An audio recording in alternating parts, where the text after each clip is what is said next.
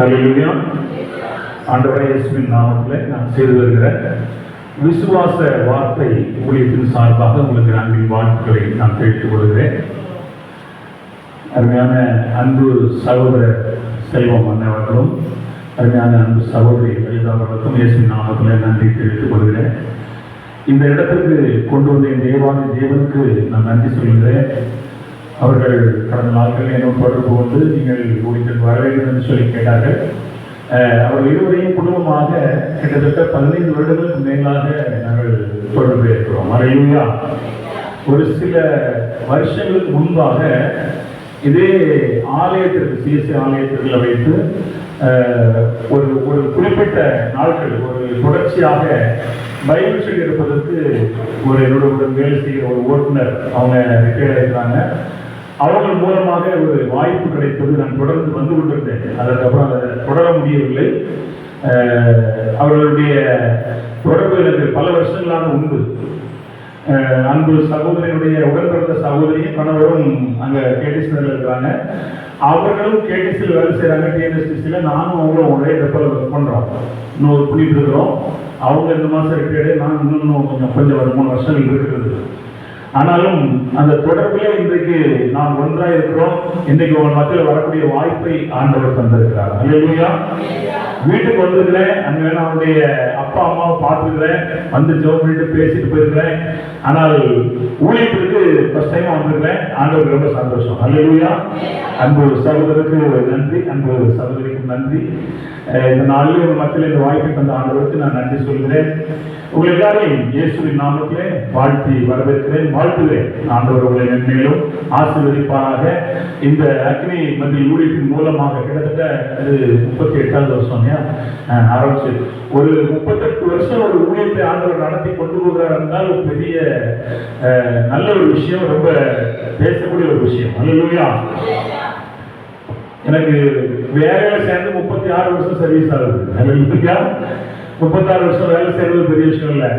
அதுலேயே வேலையிலே சவால்கள் உண்டு. ஆனால் 38 வருஷம் ஊழியத்தை ஆண்டவர் நடத்தி கொண்டு போயிருக்கிறாருன்னா உண்மையிலே பெரிய விஷயம். ஹல்லேலூயா.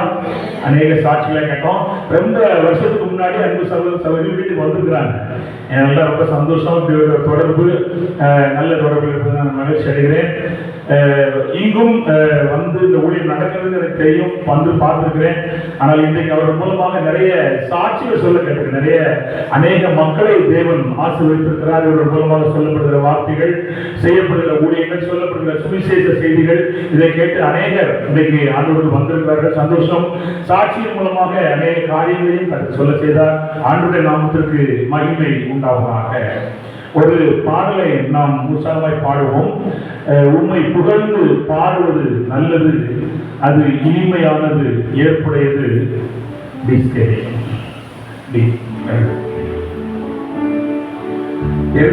பல பாடல்.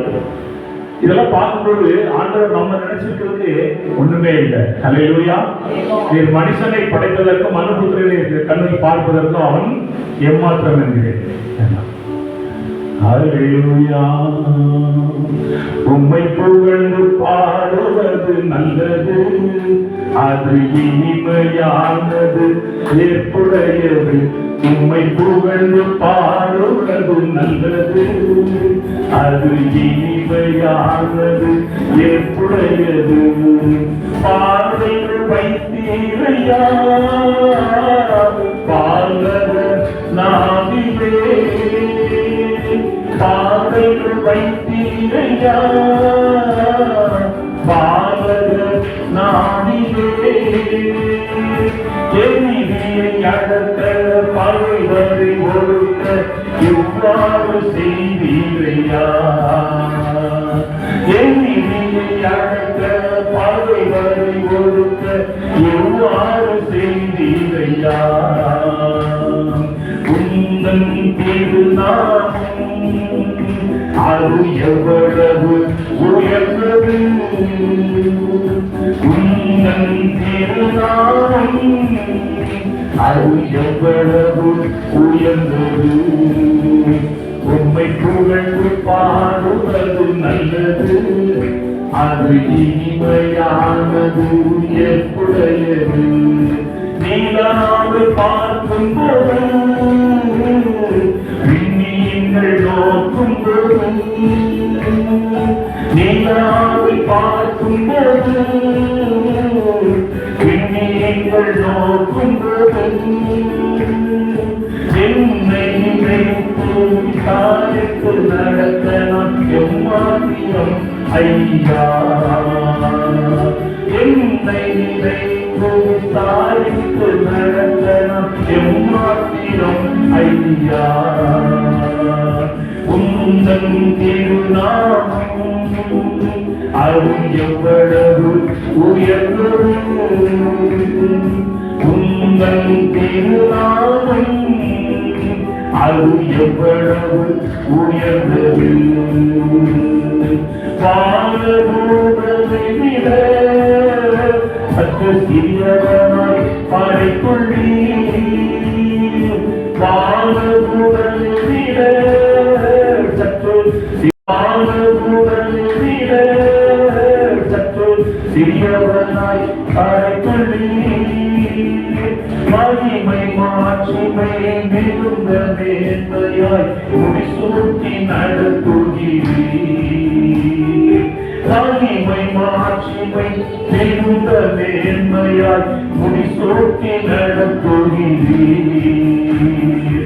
உந்தன் திருநாமம் அருள் எவ்வளவு உயர்ந்தது உந்தன் திருநாமம் அருள் எவ்வளவு உயர்ந்தது உம்மை புகழ்ந்து பாடுவது நல்லது அது இனிமையானது ஏற்புடையது அனைத்து படைப்புகளே அதிகாரம் வந்துள்ளீர் அனைத்து படைப்புகளே அதிகாரம் வந்துள்ளீர் காட்டுவிலங்குகள் மீன்கள் பறவைகள் கீழ்ப்படிய செய்துள்ளீர் காட்டுவிலங்குகள் மீன்கள் பறவைகள் கீழ்ப்படிய செய்துள்ளீர் உந்தன் திருநாமம் அருள் எவ்வளவு உயர்ந்தது உந்தன் திருநாமம் அருள் எவ்வளவு உயர்ந்தது உம்மை புகழ்ந்து பாடுவது நல்லது அது இனிமையானது ஏற்புடையது உம்மை புகழ்ந்து பாடுவது நல்லது அது இனிமையானது ஏற்புடையது. தலையை காட்டி ஜெபிப்போம்.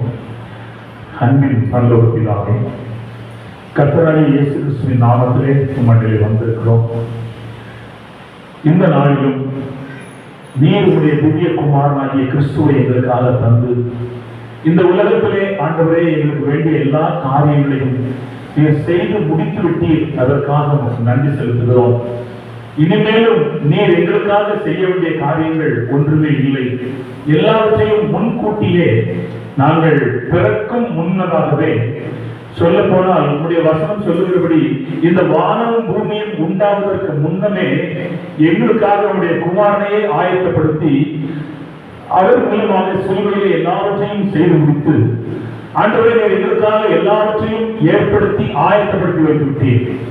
ஏற்படுத்தி வைத்த அந்த காரியங்களை விசுவாசத்தோடு விசுவாசித்து நாங்கள் பெற்றுக்கொள்ள வழியையும் ஏற்படுத்தி வைத்திருக்கிறீர். அதற்காக உமக்கு நன்றி. இயேசு கிறிஸ்து செய்து முடித்த காரியங்கள் எல்லாம் வான மண்டலத்தில் உள்ள அந்த பரலோக ஆவிக்குரிய மண்டலத்தில் வைக்கப்பட்டிருக்கிறது. அந்த ஆவி மண்டலம், அந்த ராஜ்யம் இப்பொழுது எங்களுக்குள் எங்களுடைய ஆவியிலே வந்திருக்கிறது. இயேசு கிறிஸ்து சொன்னபடி இப்பொழுது தேவனுடைய ராஜ்யம் உங்களுக்குள் இருக்கிறதே என்று சொன்ன வார்த்தையின்படி நாங்கள் என்றைக்கு உண்மை ஏற்றுக்கொண்டோமோ அன்றைக்கு அந்த தேவனுடைய ஆளுகை ராஜ்யம், அந்த அதிகாரம் எங்களுக்குள் எங்களுடைய ஆவியிலே கொடுக்கப்பட்டு விட்டது. கொடுத்து அதற்காக நமக்கு நன்றி செலுத்துகிறோம். அந்த கொடுக்கப்பட்ட காரியங்களை நாங்கள் எங்களுடைய வாயை திறந்து விசுவாசத்தில் பேசி அதை நாங்கள் பெற்றுக் கொள்வதுதான் நீ வைத்திருக்கிற வழி என்பதை வேதத்தின் மூலம் எங்களுக்கு தெளிவுபடுத்துகிறீர்கள். அதற்காக நமக்கு நன்றி செலுத்துகிறோம். இந்த நாளிலும் இந்த வார்த்தைகளை கொண்டுதான் நாங்கள் பாடினோம், இந்த வார்த்தைகளை கொண்டுதான் நாங்கள் ஜெபித்தோம். நீ தந்திருக்கிற அந்த சிலுவையை குறித்த காரியங்களை குறித்து மேன்மை பாராட்டுகிறோம் ஆண்டவரே. இந்த உலகத்தில் எல்லாவற்றையும் குறித்து சிலர் மேன்மை பாராட்டுகிறார்கள், சிலர் ரதங்களை குறித்து மேன்மை பாராட்டுகிறார்கள், சிலர் குதிரைகளை குறித்து மேன்மை பாராட்டுகிறார்கள். ஆனால் நாங்களோ எங்கள் தேவனாகிய கர்த்தர் இயேசுவை கொண்டு சிலுவையை செய்து முடித்த அத்தனை காரியங்களில் மேன்மை பாராட்டுகிறோம் ஆண்டவரே. அந்த சிலுவையை செய்து முடித்த காரியங்கள் தான் இன்றைக்கு எங்களை வெற்றியாய் நடத்தி கொண்டிருக்கிறது. நல்ல சுகத்தோடு பலத்தோடு வாழ வைக்கிறது, செழிப்போடு வாழ வைக்கிறது, அநேகருக்கு ஆசீர்வாதமாய் வாழ வைக்கிறது ஆண்டவரே. அதற்காக நமக்கு நன்றி செலுத்துகிறோம். குமாரன் மூலம் செய்து முடித்த அந்த காரியத்தை பவுல் எங்கள் சபையாருக்காக ஜெபித்தபடி அநேகர் இயேசு கிறிஸ்துவின் அன்பின் நீளம் அகலம் ஆழம் உயரம் என்னவென்று அறிந்து புரிந்து கொள்வதற்கு பிரயாசமுள்ள மனக்கண்களை ஒவ்வொருவருக்கும் கொடுக்க வேண்டும் என்று ஜெபித்தது போல இப்பொழுது ஆண்டவரே அதற்காக ஜெபிக்கிறேன். அப்படிப்பட்ட அன்பை உணர்ந்து கொள்வதற்கு ஒவ்வொருவருக்கும் பிரகாசமுள்ள மனக்கண்களை கர்த்தர் கொடுப்பீராக ராஜா. அப்படி செய்வதற்காக நன்றி. அன்பு சகோதரருக்காக நன்றி செலுத்துகிறோம், அன்பு சகோதரிக்காக நன்றி செலுத்துகிறோம், அவருடைய பிள்ளைகளுக்காக குடும்பங்களுக்காக பேர்களுக்காக நன்றி செலுத்துகிறோம் ஆண்டவரே. கடந்த நாட்கள் எத்தனையோ பலவீனங்கள் இருந்த போதிலும் என் பலன் உனக்கு போதும், என் கிருபை உனக்கு போதும் என்று சொன்ன கர்த்தர் அவர்களோடு கூட இருந்து ஆண்டவரே நேற்றைய தினம் முதல் ஆண்டவரே இன்றைக்கு இந்த ஊழியத்தை நடத்துகிற காரியங்கள் எல்லாவற்றிலும் ஆண்டவரே உங்களுடைய கிருபை அவர்களுக்கு போதுமானதாக இருக்கிறபடியால் நமக்கு ஸ்தோத்திரம் ஆண்டவரே. நாளில் சுகத்தோடு பலத்தோடு அவருடைய மீண்டுமாக இந்த ஊழியத்தை நடத்துவதற்கு கூட்டிக் கொண்டு வந்திருக்கிறீர்கள் ஸ்தோத்திரம். ஆமென். இது போல இன்னும் அநேகர் ஆசீர்வதிக்கப்பட வேண்டும், இன்னும் அவர்கள் இன்னும் சுகத்தோடு பலத்தோடு அநேகருக்கு ஆசீர்வாதமாக இருக்க வேண்டும். கர்த்தர் அவர்களுடைய கிருபையை தரப்படுவதற்காக நமக்கு ஸ்தோத்திரம் ஆண்டவரே. நீர் அப்படி செய்வதற்காக நன்றி. ஒரு நோக்கம் திட்டம் வைத்திருக்கிறீர், அந்த நோக்கத்தை நிறைவேற்றுவீராக. அவர்களை கொண்டு செய்ய நினைத்த காரியத்தை இந்த பூமியிலே நீடித்த நாட்கள் ஆயுள் அவர்கள் கொடுத்து அவர்களை கொண்டு நிறைவேற்றப்பட கிருபைகளுக்காக ஸ்தோத்திரம். அதே போல இங்கு வந்திருக்கிற ஒவ்வொருவரையும் இயேசுவின் நாமத்திலே கர்த்தருடைய நாமத்தாலே ஆசீர்வதிக்கிறோம். இந்த வார்த்தைகளை கொண்டு இங்கு ஒவ்வொருவருடைய பேசுவீராக. வந்த வண்ணமாய் அல்ல, அவர்கள் குறையோடு வந்து நிறைவோடு செல்லும் பொழுது நிறைவான இந்த வார்த்தை அவர்களுக்குள்ளே செல்லும் போது வந்திருக்கிற குறைகள் நீங்கி நிறைவாய் செல்வார்களாக. கர்த்தர் அப்படி செய்ததற்காக நன்றி. இந்த நாளிலும் இந்த வார்த்தையை கொண்டு நீர் இவரோடு பேசும் இடைவிடும் செய்ய வேண்டிய காரியங்களை உங்களுக்கு தெரிவித்து நாமத்தை மகிமைப்படுத்தும். இயேசுவின் நாமத்தில் ஜெபிக்கிறோம் நல்ல பிதாவே. ஆமென் ஆமென் அல்லேலூயா. ஒரு சில வார்த்தைகள் முன்னோட்டமாக நான் சொல்லி வார்த்தையை கடந்து போக விரும்புகிறேன். உலகம் இன்றைக்கு எப்படிப்பட்டதா இருக்கிறது என்று சொன்னால் ஒரே ஒரு காரியம் என்னோட திருப்பிக் கொள்ளுங்கள். அது இன்னைக்கு செய்தி அல்ல, ஆனாலும் அதை குறித்து நான் உங்களோட பேச நிறைவோடு செல்லும் பொழுது நிறைவான இந்த வார்த்தை அவர்களுக்குள்ளே செல்லும் போது வந்திருக்கிற குறைகள் நீங்கி நிறைவாய் செல்வார்களாக. கர்த்தர் அப்படி செய்ததற்காக நன்றி. இந்த நாளிலும் இந்த வார்த்தையை கொண்டு நீர் இவரோடு பேசும் இடைவிடும் செய்ய வேண்டிய காரியங்களை உங்களுக்கு தெரிவித்து நாமத்தை மகிமைப்படுத்தும். இயேசுவின் நாமத்தில் ஜெபிக்கிறோம் நல்ல பிதாவே. ஆமென் ஆமென் அல்லேலூயா. ஒரு சில வார்த்தைகள் முன்னோட்டமாக நான் சொல்லி வார்த்தையை கடந்து போக விரும்புகிறேன். உலகம் இன்றைக்கு எப்படிப்பட்டதா இருக்கிறது என்று சொன்னால் ஒரே ஒரு காரியம் என்னோட திருப்பிக் கொள்ளுங்கள். அது இன்னைக்கு செய்தி அல்ல, ஆனாலும் அதை குறித்து நான் உங்களோட பேச விரும்புகிறேன். இன்னைக்கு உலகம் இப்படிதான் இருக்கணும்னு விரும்புது, ஆனால் நாம அப்படி வைக்கணும்னு தேவன் விரும்பல. ஆதியாகமத்தின் புஸ்தகம் 19வது அதிகாரத்திற்கு நாம் திருப்பிக் கொள்வோம். இது இன்றைக்கு செய்தி அல்ல. இன்றைக்கு நாம் அநேக காரியங்களை ஜெபித்திருக்கிறோம். காரணம் என்னன்னா இன்னைக்கு உலகம் என்ன செய்யுது அப்படிதான் இருக்குது. அன்பு சகோதரி நடத்தபோது சொன்னாங்க, நீங்க பிள்ளைங்க எதற்கு அடிமையா இருக்கிறாங்க, இந்த போன் தான் அடிமையா இருக்கிறாங்க. இதுதான் இன்னைக்கு என்ன செய்யுது, உலகத்தையே ஆண்டு கொண்டு இருக்குது. சொல்ல உண்மைதானே? நீங்க சொன்ன மாதிரி என் வீட்லயும் பேர பிள்ளைங்க இருக்கிறாங்க. ஒரு சின்ன பிள்ளை 6 மாசம் தான் ஆகுது. என் மகளுக்கு குழந்தை பிறந்து 6வது மாசம். அது அழுதுட்டு இருக்கும்போது இதை காட்டு இந்த உள்ள வரக்கூடிய இதை பார்த்த உடனே செய்து அழுகி நிப்பாட்டிருக்கு. அதை இப்படி காட்டணும்னா அது எங்கெல்லாம் போகுது அங்கெல்லாம் செய்யுது, கண்ணை திருப்புது. பிறந்த பிள்ளைக்கு கூட இது என்ன செய்யுது, இன்னைக்கு தேவைப்படுறதா போயிடுது. தேவைன்னா தேவையில்லை, ஆனா இது இருந்தா தான் இன்னைக்கு என்ன செய்யுது, எல்லாம் சம நிலைமை சரியாகுன்ற சூழ்நிலைக்கு இன்னைக்கு பிசாசு தள்ள பார்க்கறான். இத சின்ன பிள்ளைய கொடுத்தீங்க அப்படின்னா இன்னைக்கு இந்த இந்த மொபைல் போனுக்குள்ள இன்னைக்கு என்ன வந்துருச்சு, ஃபுல்லா பாவம், உலகமே உள்ள வந்துருச்சு. வெறுமன பாவம் நம்ம மட்டும் முடிச்சிடும். அதுக்கு சொல்லுறேன், வெறுமன பாவம்னு சொல்லி நம்ம முடிச்சிடுறோம். நம்ம பிள்ளைகளை திருத்த பார்க்கறதுக்கு நம்ம அப்படி சொல்றோம், தப்பு கிடையாது. ஆனா நான் சொல்றேன் உண்மைதான், இந்த உலகத்துல எல்லாத்தையும் என்ன செய்யலாம், இதுக்குள்ள நம்ம பார்த்துக்கலாம். இன்னைக்கு அங்க நடந்த விவாதத்துக்கு நமக்கு எப்படியே தெரியும். இன்னைக்கு கிராமங்கள் பட்டித்தொட்டிக்கு என்ன செஞ்சாங்க, இதை கொடுத்தாங்க, எல்லாத்துக்கும் டிவி கொடுத்தாங்க, எல்லாத்துக்கும் நெட் கனெக்ஷன் பண்ணிட்டாங்க. இன்னும் ஒரு 10 வருஷத்துக்குள்ள நெட் கனெக்ஷன் இது மூலமா தான் பணம் செலுத்தணும் அப்படிங்கிறது இல்லாத யாருமே என்ன செய்ய மாட்டாங்க, இருக்க மாட்டாங்க. ஆனால் இதுக்குள்ளதான் நன்மையும் இருக்குது, தீமையும் இருக்குது. ஹல்லேலூயா. நன்மை என்ன இருக்குது தெரியுங்களா, உள்ள நீங்க யூடியூப்ல வருது, யூடியூப்ல ஏகப்பட்ட செய்திகள் வருது. எத்தனை பேர் கேட்கிறோம், எத்தனை பிள்ளைங்க கேட்கிறாங்க, நன்மை இல்லையா உள்ள, பாவம் இல்லையா உள்ள, எல்லாம் எங்க தெரிஞ்சுக்கிறாங்க, இதுல தெரிஞ்சுக்கிறாங்க. நான் என்ன சொல்கிறேன், இந்த இதுக்குள்ள உள்ள இருக்கிற தீமையை பாவத்தை கொண்டு வந்து இன்னைக்கு உலகத்தை பூரா நாரடிக்க வேண்டும் என்று பிசாசு விரும்புகிறான். உலகமும் நம்மளை அதுக்குள்ளதான் தள்ளணும்னு என்ன செய்து நினைக்குது. ஆனால் நம்முடைய ஆண்டவர் அவர் அதுக்கெல்லாம் எதிரானவர், அது அவருக்கு எதிராக இதெல்லாம் நடக்குது. ஆனால் அவர் என்ன செய்ய வேண்டும் என்று விரும்புகிறார் பார்க்கலாம். ஆதியாகமம் 19வது அதிகாரம் முதல்ல இருக்கு வாசி பார்த்தீங்கன்னா, அதுக்கு முந்தின அதிகாரத்துல யார் வர்றா, ஆபிரகாமுடைய வீட்டுக்கு 2 தூதர்கள் செய்யறாங்க வர்றாங்க. அப்போ 1ஆம் அதிகாரத்துல பாத்தீங்கன்னா 2 தூதர்கள் எங்க வந்தாங்க, சோதோம் வந்தாங்க. அப்போ ஆபிரகாமும் லோத்தும் பிரியும் போது என்ன செய்யறாங்க, இவன் சோதோம் வந்துடுறான். சோதோம் வந்த உடனே அப்படியே நீங்க ராத்திரி தங்குங்கன்னு சொல்றான். அவங்க சொல்றாங்க, நாங்க ராத்திரி வீதியில ராத்தங்கோன்னாங்க. அந்த வீதியில ராத்தங்கோன்னு இவனுக்கு விசனமாயிருச்சு. ஏன் அப்படின்னா அந்த ஊர் ஒரு மகா மோசமான ஊரு. எப்படிப்பட்ட ஊரு காட்ட பாருங்க, 4, 5, 3 பாருங்க, அப்பங்களை சுட்டு அவர்களுக்கு விருந்து பண்ணினால் அவர்கள் நினைச்சாங்க சாப்பிட்டாங்க.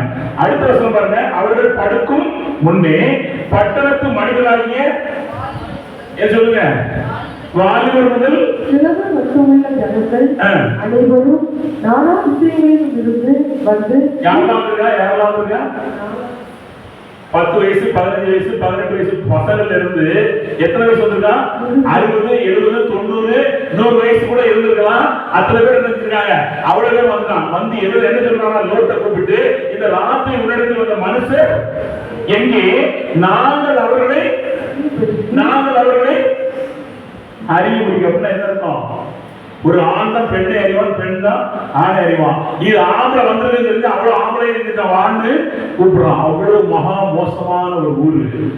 இன்னைக்கும் அந்த காரியங்கள் நம்மளை சுற்றிலும் அசிங்கங்கள் நடந்து கொண்டிருக்கிறது. ஆனா நம்முடைய ஆண்கள் எப்படி கொண்டாடுறது தெரியுமா, நான் சொல்றேன், அவருடைய அறிவுபடி என்ன செய்ய கொண்டு வா என்றார்கள். அப்போ 6வது வருஷம் பாருங்க, தனக்கு பின்னாலே கதவை பூட்டி அவரிடத்தில் போய் சகோதரர்கள் இந்த அக்கிரமம் செய்ய வேண்டாம், இதை புருஷனை அறியாத 2 என் பிள்ளைங்க 2 பேர் இருக்காங்கப்பா, அவங்களுக்கு கல்யாணமே ஆகல, ஆம்பளைன்னா என்னன்னே தெரியாது, அவங்கள கொண்டு வரேன் அப்படின்னு சொன்னதுக்கு அப்புறம் அவங்க என்ன செய்யலாம் கேட்கல. இந்த புருஷர் இவர் பிள்ளைகள் வந்தபடியால் இவர் ஒண்ணும் செய்ய வேண்டாம் அப்படின்னு சொன்னாலும் 9வது கடைசி வசனம் பாருங்க, அவர்களுக்கு அதிக பொல்லாப்பு செய்வோம் என்று சொல்லி லோத்தங்களை மிகவும் நெருங்கி கதவை உடைக்க கிட்டினார்கள். இவங்க 2 பேரும் தேவ தூதர்கள் இல்லையா. உடனே லோத்துவையும் அவன் குடும்பத்தாரையும் அழைச்சிட்டாங்க, கையை நீட்டி கதவுக்குள்ள இழுத்து உள்ள போட்டு கதவை அழைச்சிட்டாங்க, போட்டிட்டாங்க. இப்ப வாசியம் பார்க்கலாம், 11ஆம் வாசியம் பார்ப்போம். தெரு வாசலில் இருந்த சிறியோரும் பெரியோரும் ஆகிய மனிதருக்கு குருட்டாட்டம் பிடிக்க பண்ணினார்கள். என்ன செய்ய பண்ணினார்கள், வந்தது யாரு,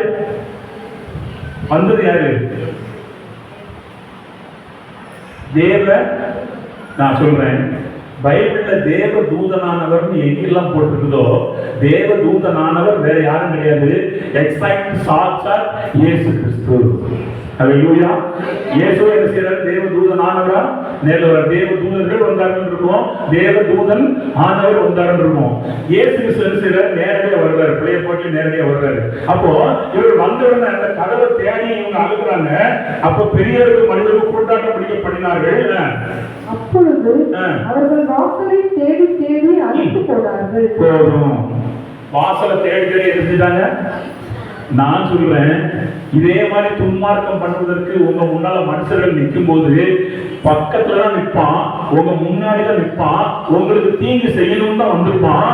ஆனா பாருங்க, உங்களை அவன் கண்ணுக்கு என்ன செய்யாது தெரியாது. அல்லேலூயா. உங்களுக்கு எனக்கு தீங்கு செய்ய வருகிறவனுக்கு குருட்டாட்டம் பிடிக்க பண்ணுகிற தேவன் உங்களுடைய கூட இருக்கிறார். புரிஞ்சவங்க எல்லாம் கையெழுத்தி ஒரு அல்லையில சொல்லி பார்க்கலாம். புரிஞ்சுதா எல்லாத்துக்கும்? உலகத்துல எத்தனையோ காரியங்கள் நன்றி கூட மாநாட்டுக்காக நம்ம ஜெபம் பண்ணணும். நான் சொல்றேன், அந்த மாநாட்டுக்காக நம்ம ஜெபிக்க வேண்டிய அவசியம் இல்லை. மாநாட்டுக்கு வர்றவன் நான் சொல்றேன், ரட்சிக்கப்படுவதற்கான காரியங்களை கர்த்தர் செய்வார். யாரை கொண்டாடி அதை செய்ய முடியும். நான் சொல்றேன், அன்றைக்கு இயேசு கிறிஸ்துவுக்கு விரோதமா இருந்த எத்தனையோ பேர், முதல் ஆள் யார் தெரியுமாங்க? இயேசு கிறிஸ்துவுக்கு விரோதமா செஞ்ச பெரிய ஆளு, பயங்கரமான ஒரு ஆளு யார் சொல்லுங்க போகலாம்? பைபிள்ல தெரியலையா? நிறைய புதிய பாட்டில் எழுந்ததே அந்த ஆள் தாங்க. இப்ப சொல்லுங்க, சவுலாகிய பவுல். சவுலாகிய பவுல் சொல்றத விட பவுலாகிய சவுல், அவர் பழைய சவுலா இருந்தாரு. சவுல தேவன் என்னவா மாத்திட்டாரு? பவுலா மாத்திட்டாரு. சபைக்கு விரோதமா பயங்கரமா செய்த காரியங்கள் பவுல மாதிரி யாரும் என்ன செய்யல. ராஜாட்ட போய் அதிகாரம் கேட்டு வாங்கி சபையை துண்டுபடுத்த ஒரு ஆளுங்க. இன்னைக்கு சபை வளர்ச்சிக்கு பேர் எழுதுகிறார், பவுல் எழுதுகிறவர்களை அநேகர்களை அறிந்து கொள்வதற்கு எனக்கு இருக்குது முடியலைங்கிறாரு. அவ்வளவு வெளிப்பாடு பெற்ற ஒரு மனுஷனா பவுலை தேவன் பயன்படுத்தினார். அல்லேலூயா. யார் யாரெல்லாம் கர்த்தருக்கு விரோதமா நிக்கிறாங்களோ அவங்கள கொண்டுதான் முதல்ல பெரிய ஊழியத்தை செய்ய கர்த்தர் திட்டமா இருந்தார். அல்லேலூயா. ஒரு நாள் கவலைப்படாங்க, என்னத்தையும் நடத்தி போறான், என்னதையும் செஞ்சுட்டு போறான். நான் சொல்றேன், உனக்கு விரோதமா எழுப்புகிறவர்களை உன் பட்சத்தில் மறுபடி செய்வேன் என்று சொன்ன தேவன் உங்களோட என்னோட கூட இருக்கிறார். அல்லேலூயா. அதனால உலகம் இன்னைக்கு எப்படிதான் போயிட்டு இருக்குது, ரொம்ப கவலைப்படக்கூடிய சூழ்நிலை, ரொம்ப மைண்டே நமக்கு மாறக்கூடிய சூழ்நிலை இருக்குது. ஆனா நான் சொல்றேன், நீங்க மைண்ட வேற மாதிரி மாத்துங்க, அவர்களை தேவன் வேற மாதிரி மாத்திடுவார். அல்லேலூயா. இந்த உலகத்தின் சூழ்நிலைகள், பிள்ளைகள் பயங்கரமான சூழ்நிலைகளை மாட்டி இருக்கிறாங்க. ஒண்ணு மட்டும் சொல்லி கொடுக்குறேன், பிள்ளைகளை பற்றி சொல்லும் போது பிள்ளைகளை ஆண்டவரே நான் எப்படியாவது பார்த்துடணும், எப்படியாவது காப்பாத்திடணும், எப்படியாவது பண்ணணும். நீங்க கண்ணுல இருக்கிற வரைக்கும் பிள்ளைகளை காப்பாற்றுவீங்க. ஆனா உங்க கண்ணுக்கு மறைவா அவங்க வேற எங்கேயாவது படிக்க போயிட்டாங்க, இல்ல வேற எங்கேயாவது வெளிநாட்டுல போய் படிக்க போயிட்டாங்கன்னா நீங்கள் நானும் அவங்க நேரடியாக என்ன செய்ய முடியாது, பார்க்க முடியாது. அப்ப எப்படி கண்ட்ரோல் பண்ணுவீங்க? நான் சொல்றேன், நீங்களும் நானும் பிள்ளைகளை பார்க்க முடியாது. நம்ம படைத்த தேவன் கரத்துல, உங்க கரத்துல நாங்க பிள்ளைகளை கொடுக்குறோம், நீங்க பார்த்துக் கொள்ளுங்க. அல்லேலூயா. நான் சொல்றது புரியுதா உங்களுக்கு? பிள்ளைகளை நீங்கள் நானும் என்ன செய்ய முடியாது, பாதுகாக்க முடியாது. நம்மளை பாதுகாக்கிற ஒரே ஒருத்தர் இருக்கிறார், அவர் தான் நம் தேவனாகிய கர்த்தர். அல்லேலூயா. அவருடைய கையில பிள்ளைகளை செஞ்சிருங்க, கொடுத்துருங்க. அதெல்லாம் நீ வசனம் பார்க்க போறோம். நான் சீக்கிரமாக நான் செய்திகளை கலந்து போக விரும்புகிறேன். முதல்ல இன்றைக்கு உலகம் எப்படி போய் கொண்டிருக்குல்ல, இதெல்லாம் எப்படி டேக்கிள் பண்றது? நமக்கு அநேக பிரச்சனைகள் இருக்கிறது, அநேக போராட்டங்கள் இருக்கிறது. பிராக்டிக்கலாக நடைமுறை வாழ்க்கையில எப்படி சாத்தியம் என்பதை குறித்து நான் என்ன செய்யப்படுறதுக்கு உங்களோட சில காரியங்களை பேச விரும்புகிறேன். இப்போ அன்றாட வாழ்க்கையின் பிரச்சனைகள் நமக்கு என்னெல்லாம் இருக்குது? ஏகப்பட்ட பிரச்சனை இருக்கு இல்லையா? அதெல்லாம் சொல்லிட்டு வர்றேன். முதல்ல செய்தி ஆரம்பிச்சு போயிடும் உள்ள. இப்போ அந்த காலத்துல இயேசு கிறிஸ்து நேரடியா பூமிக்கு என்ன செஞ்சாரு? வந்துட்டாரு. வந்து 33 ஆண்டுகள் ஊழியம் செய்து சிலுவையிலே மரித்து அடக்கம் பண்ணப்பட்டு 3ஆம் நாள் உயிரோடு எழுந்து இப்ப என்ன செஞ்சாரு? பரலோகத்துக்கு போயிட்டாரு. என்ன பண்ணிட்டு இருக்காருங்க? சொல்லுங்க. நமக்காக பரிந்து பேசிக் கொண்டிருக்கிறார். அல்லேலூயா. இப்ப எங்க உட்கார்ந்து பிதாவினுடைய வலதுபக்கத்தில் உட்கார்ந்து உங்களுக்காகவும் எனக்காகவும் என்ன செய்கிறார்? நமக்காக வேண்டுதல் செய்கிறவரும் அவரே என்று சொல்லி என்ன செய்து பிரியப்பட்ட வசனம் சொல்லுது. சரி, இப்ப அவர் அங்கதான் இருக்கிறார், அங்க மட்டும்தான் இருக்கிறார். நீங்க மட்டும்தான் இருக்காரா? உடனே கையை நோக்கி ஆண்டவரே பிதாவே வலது வாசல் இருக்கிறவரே பரலோகத்தில் இருக்கிறவரே, உடனே நம்ம ஜெபம் கூட எங்க நமக்கு நோக்கம் ஜெபம் பண்ண ஆரம்பிச்ச உடனே யார்கிட்ட பேசுறோம்? பரலோகத்துக்கு என்ன செய்யறோம்? போன் போட்டு பேசுறோம். அப்படிதான் ஒரு மனநிலையில இருக்கிறோம். 1 யோவான்ல 5:4 என்று நினைக்கிறேன். உலகத்தில் இருக்கிறவனிலும் உலகத்தில் இருக்கிறவனிலும் எங்க இருக்கிறவர் பெரியவனு? எங்க இல்ல. அப்ப எங்க இருக்காரு? அப்ப எங்க இருக்காரு? இங்க வந்தாரு. வசனம் பார்க்கலாமா? அப்போ இயேசு கிறிஸ்து உயிரோடு வாழ்ந்த நாட்கள்ல ஜனங்கள் எப்படி பெற்றுக் கொண்டார்கள் என்பதை குறித்து ஒரு சின்ன 2-3 வசனங்கள். மத்தேயு 14:30-36. மனமன் வாசிக்கலாம், மனமன் பேர் மத்தேயு 14:35-36. என் வாயை உண்மையில்தான் திறப்பேன், உலக தோற்றம் முதல் மறைப்பொருளானவைகளை வெளிப்படுத்துவேன் என்று தீர்க்கதரிசியால் உரைக்கப்பட்டது நிறைவேறும்படி இப்படி நடந்தது. அப்பொழுது இயேசு ஜனங்களை அனுப்பிவிட்டு வீட்டுக்கு போனார். அவருடைய சீஷர்கள் அவரிடத்தில் வந்து, நிலத்தின் களைகளை பற்றிய உவமையை எங்களுக்கு வெளிப்படுத்த வேண்டும் என்று கேட்டார்கள். அவரை தொட்ட யாவரும் என்னானார்கள்? சுஸ்தமானார்கள்.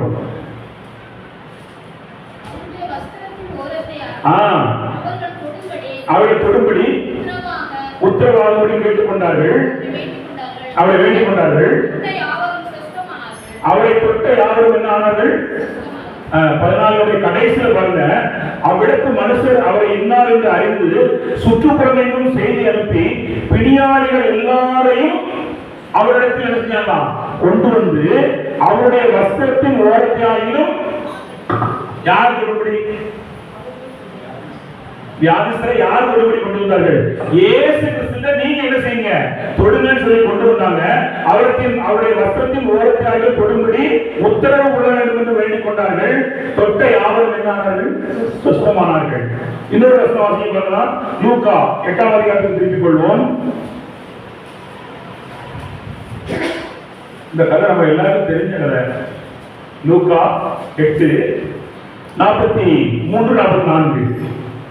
அப்பொழுது 12 வருஷமாய் பெரும்பாடு உள்ளவளாய் இருந்து தன் ஆஸ்திகளை எல்லாம் வைத்தியர்களுக்கு செலவழித்தும் ஒருவனாலும் சொந்தமாக்கப்படாதிருந்த ஒரு ஸ்திரீ அவருக்கு பின்னாக வந்து அவருடைய வஸ்திரத்தின் உயரத்தை தொட்டாள்.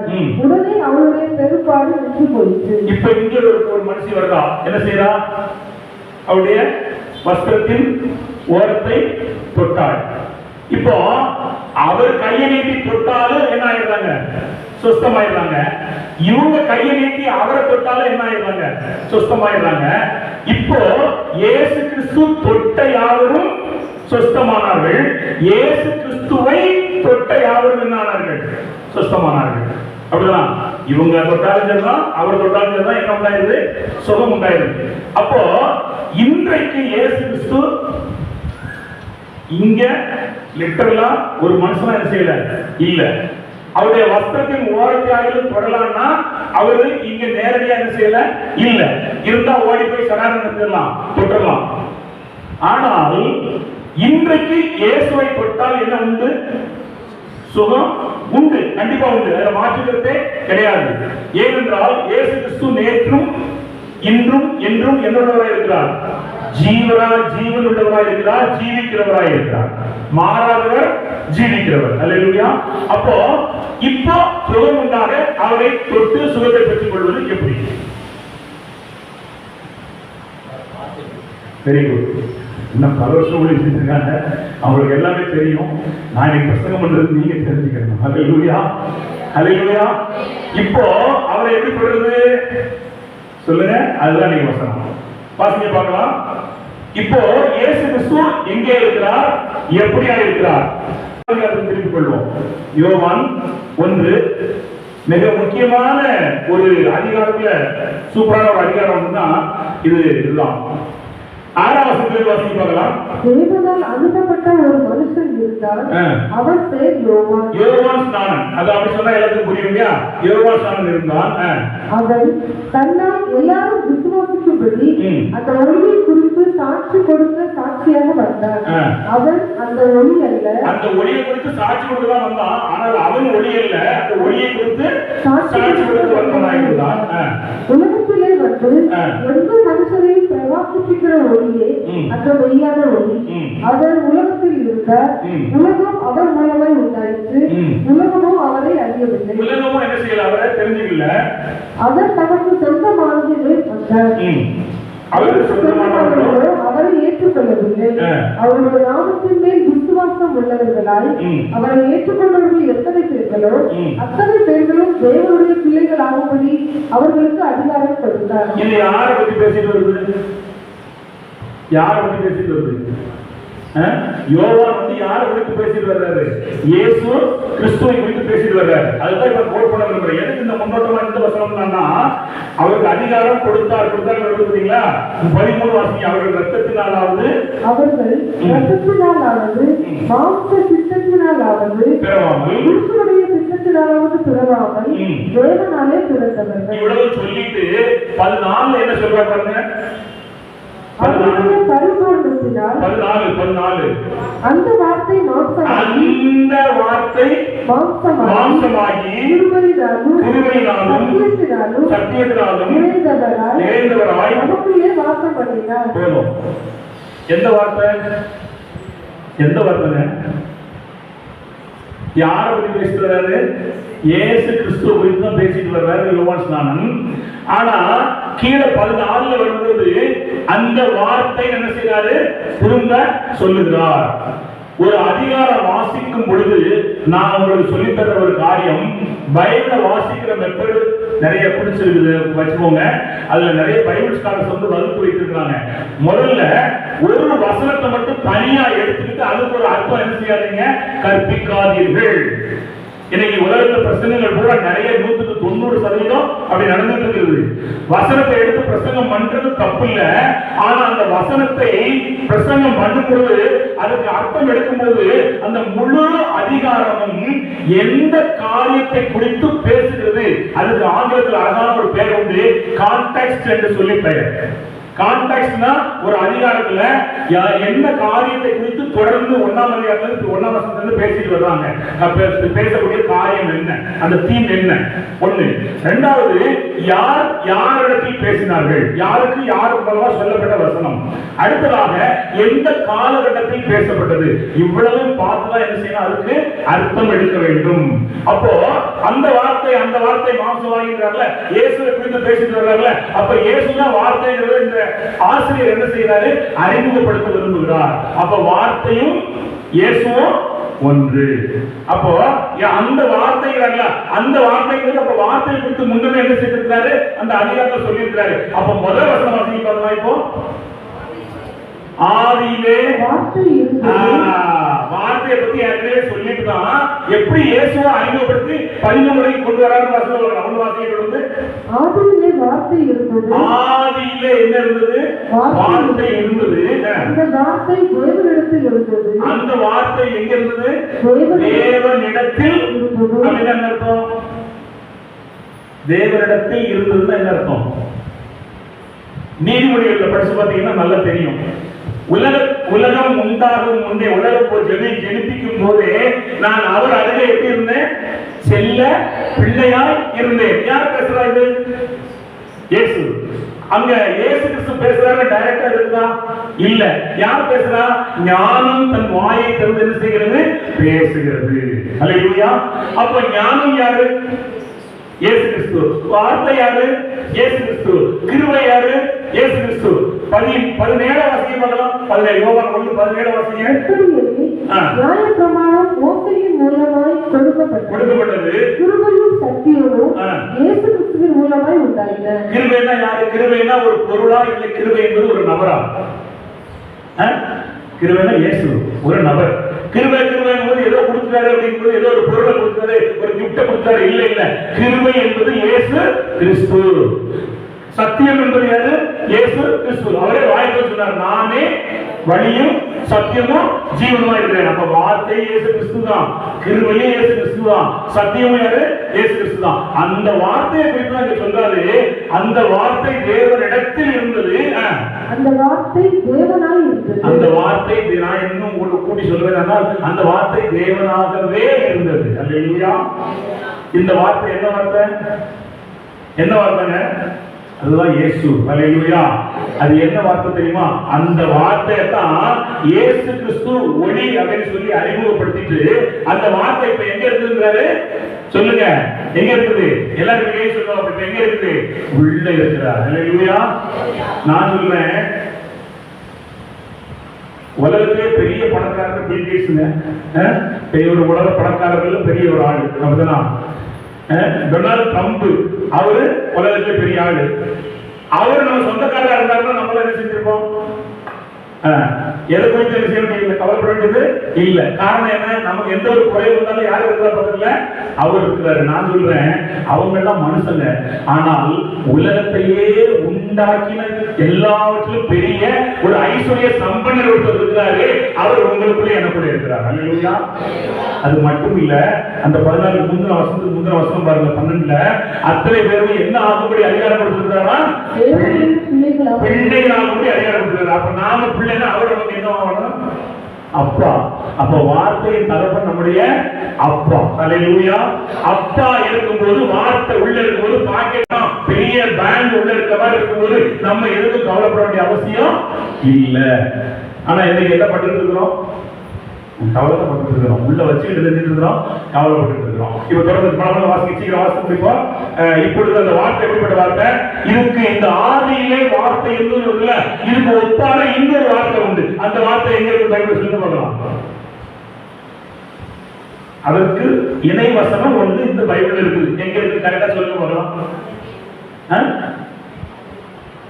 ஆதியாகமம் அதேதான். சொல்லுங்க, தைரியமா சொல்லுங்க.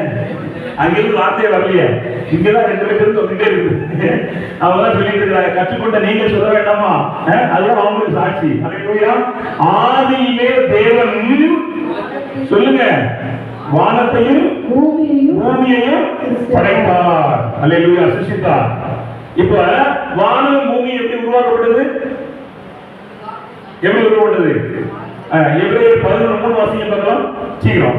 எபிரேயர் 11:3. எபிரேயர் 11:3.